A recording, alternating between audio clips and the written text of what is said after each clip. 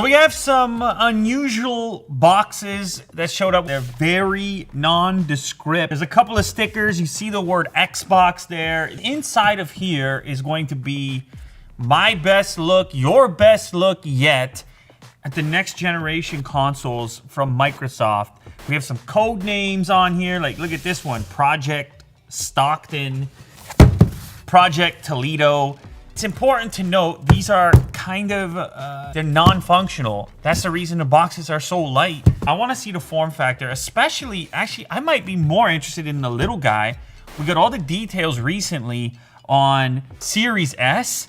We just found out that it's going to be more affordable than a lot of people thought. But anyways, let's kick it off with the big boy first. I'm guessing that's in this box. And then we'll compare the two and give you a sense for scale. Maybe I'll compare them to some other things around here so you guys can get a better idea of what to expect when these actually become available. Starting it off with Project Toledo. It's not like a leak or something like that. These are actually from Microsoft. So this is the official final design of each of these units. And actually, even this one is smaller than I thought. Looking at it in pictures, this will be your Series X.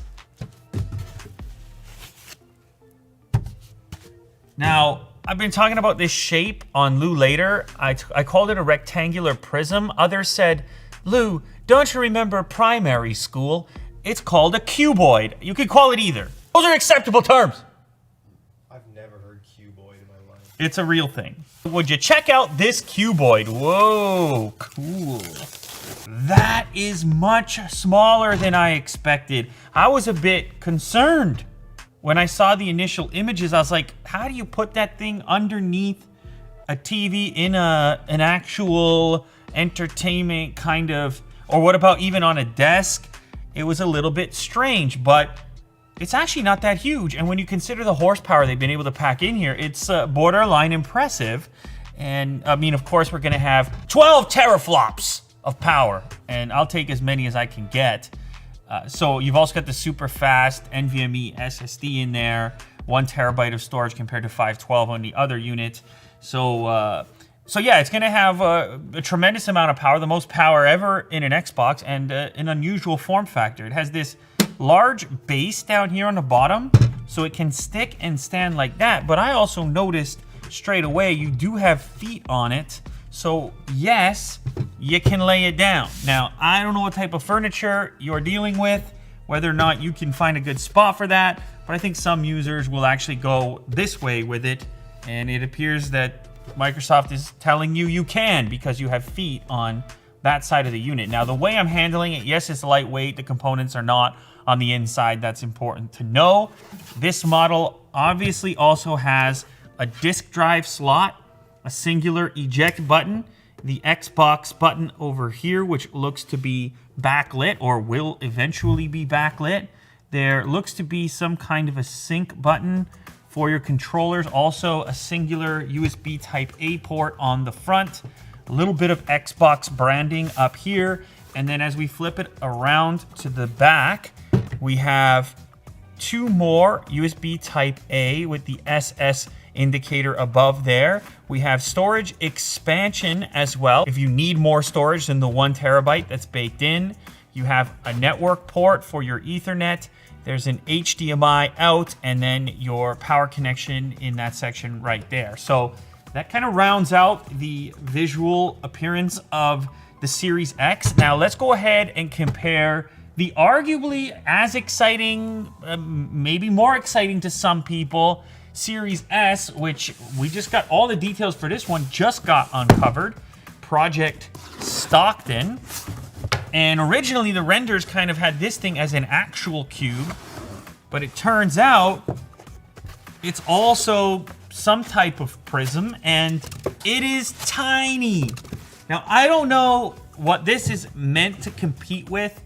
Of course, it doesn't have the horsepower of the Series X, so maybe it goes up against something like the Nintendo Switch, or maybe it just pulls users away from Sony because the entry price point on this is set to be $299, which is, I mean, incredibly affordable for a next generation console of any kind. Keep in mind, this model is going to be targeted at 1440p gaming up to 120 frames per second, as opposed to the 4K target of the Series X. But I think for a lot of users that may be okay given the price discrepancy, $299 and $499. The GPU will be different, however, the processor will be the same, and the storage will be a little bit different. There's a few small differences, but ultimately, I can see this being very attractive for a number of buyers. I mean, look at the scale of it. You could put that anywhere. You barely even notice it. Now, people have made a bit of a meme of the design, saying that it looks like some sort of a laundry machine or something like that. I don't mind it. Black and white, Stormtrooper look, couple of different simple shapes. You do have a legitimate USB port on the front, similar to the other one, and also a sync button, likely for the controller. The Xbox button, which again appears to be backlit. This vent on the top of the unit. I flip it around to the back side. We have our Ethernet port. Once again, 2 separate USB Type-A ports, HDMI, storage expansion, and your power connector. Now this one has feet on the bottom side, so it can be upright like this next to the Series X, and you can just tell how tiny it is when you compare the two. I mean, it's pretty wild, in fact. It's almost, I mean, you could get 4 of these guys. At least 3. You could definitely get 3 of these guys into there. And then you also have feet down on the bottom here, so you can lay it down, which again, I think this is how most people end up using it. And when it's like this, I think, I'm gonna pull out a controller just so you can see the scale there. I mean, it's like 2 controllers wide and it's 1 controller deep. This thing is tiny. You can place it anywhere. You could even travel with it. You could go to your pal's house and easily fit that into a bag or a backpack. Well, I guess you could do it with either. Yeah, so it probably makes sense as well to do a quick scale comparison against a PlayStation. This is a PlayStation 4 that's been kicking around the studio for a while. There's been many versions of this, but this is one of the popular ones in terms of scale.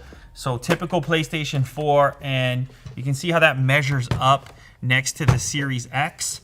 From a volume perspective, obviously it's much deeper. The Series X is taller, depending on which way that you have it placed, but kind of, I guess, commensurate in scale in terms of volume, just laid out a little bit differently. One thing is, on this unit, you will see some people actually place a monitor right on top of it if they're cramped for space, obviously, and I'm talking about like a computer monitor, a smaller monitor. You may or may not do that over here. I don't know if the footprint is gonna allow for it. It's unlikely. You'll probably place this beside. And then when you compare the PlayStation 4 to the Series S, well, that's quite a big difference. They're about the same height, very similar in height, as you can see there.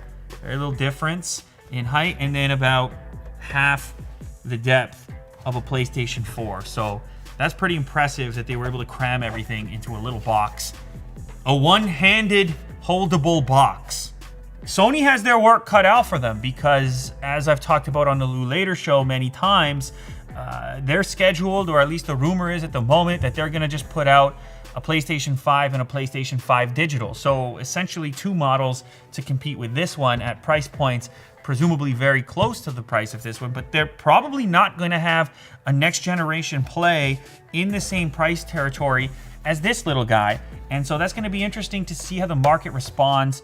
Everybody, I mean, there's a lot of cost sensitivity right now, and I think this is going to be a bit of a win for Xbox to have a $299 option this holiday season. And it actually goes one step further because, of course, Microsoft is launching their Game Pass stuff, and the word right now is that there's going to be some sort of financing way in which you can buy either of these along with Game Pass, and the number that's being floated around right now is $25 a month for this one with Game Pass, and that's, of course, access to hundreds of titles, or $35 per month with access to Game Pass if you want the more advanced console. So some pretty interesting stuff happening in gaming. The other thing to mention about Game Pass, if you have that subscription, it's not going to be exclusive to your Xbox. It's working on other platforms. You can play on Android with one of these controllers or some other controller. So it's a pretty cool deal and an interesting way to think about gaming. I'm not sure how they're going to do it all. Is it all going to have to come via their website or through retail partners? But anyway, there you have it. It's a quick and very early look at the upcoming next generation consoles from Microsoft, the Xbox Series S and the Xbox Series X.